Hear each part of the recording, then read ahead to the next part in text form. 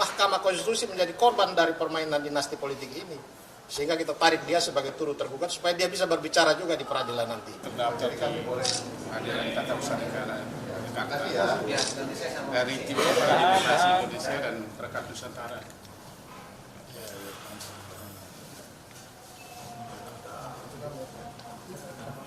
Tergugatnya 12 orang. Jadi itulah yang kita khawatirkan, ya, advokat Indonesia mengkhawatirkan jangan sampai nepotisme dan dinasti politik yang saat ini sedang menguat lintas lembaga tinggi negara bisa merusak demokrasi dan sistem kedaulatan rakyat kita yang dijamin dalam UUD 45. Jadi nepotisme dan politik dinasti ini adalah racun dalam demokrasi.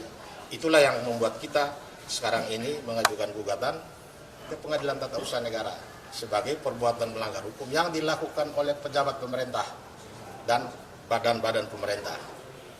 Badan-badan pemerintah yang menjadi tergugat di sini KPU dan Mahkamah Konstitusi sebagai turut tergugat. Mengapa Mahkamah Konstitusi menjadi turut tergugat? Karena Mahkamah Konstitusi menjadi korban dari permainan dinasti politik ini.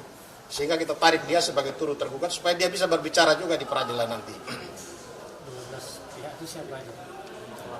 Tergugat 1 Presiden Jokowi, tergugat 2 Anwar Usman, tergugat 3 Gibran Rakabuming, tergugat 4 Bobi Nasution, tergugat 5 Prabowo Subianto, tergugat 6 KPU, turut tergugat 1-nya Mahkamah Konstitusi, turut tergugat 2 Saldi Irsa, turut tergugat 3 Arief Hidayat, keduanya hakim konstitusi dan 1 wakil ketua Mahkamah Konstitusi, turut tergugat 4 Ibu Iriana Jokowi, turut tergugat 5 Kaisang, turut tergugat 6 bocor alus politik Tempo.co. Mengapa Tempo.co kita tarik menjadi pihak dalam perkara ini? Bukan karena Tempo.co bersalah, tapi Tempo.co secara berturut-turut mengungkap bagaimana dinasti politik, nepotisme bermula dari Solo. Itu kata Tempo.co. Semuanya bermula dari Solo. Bahkan Ibu Iriana dijuluki di dalam Tempo.co itu sebagai Ibu Suri. Pembicaraan tentang kapan rencana untuk mencawapreskan Gibran itu terjadi sudah setahun yang lalu.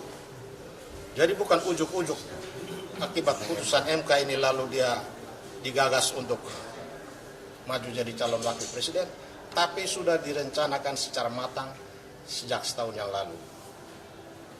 Hanya memang ini kan urusan di dalam kita tidak tahu, sehingga sulit dicegah. Sampai dengan masyarakat baru mulai mencurigai itu setelah beberapa perkara, 5 atau 6 perkara dengan substansi yang sama diajukan dalam waktu yang hampir bersamaan dan 1-2 perkara tentang bagaimana Gibran bisa jadi wakil presiden. Itu berarti hitungan-hitungan masyarakat bahwa saat ini kedaulatan rakyat bisa digusur, ya bisa digeser melalui dinasti politik, bisa jadi kenyataan. Sekalipun hasil pemilu memenangkan misalnya Anies Baswedan, paket 01 dinyatakan menang, kemudian paket lain menggugat ke Mahkamah Konstitusi, ini tidak menjamin bahwa kemenangan melalui hasil pemilu itu bisa dijamin akan menang terus di Mahkamah Konstitusi, karena Mahkamah Konstitusi punya wewenang untuk membatalkan. Karena dia punya wewenang untuk membatalkan, maka ketika hakim konstitusi atau ketua MK berkepentingan, dia memiliki konflik kepentingan kemudian membatalkan hasil pemilu, bisa saja karena memang dia berwenang. Sehingga undang-undang dari sejak lama mewanti-wanti tidak boleh hakim itu punya kepentingan baik karena hubungan keluarga, hubungan pertemanan atau hubungan kerja ikut mengadili perkara.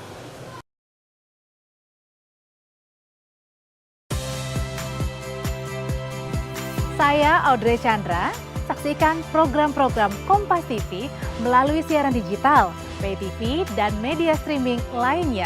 Kompas TV, independen, terpercaya,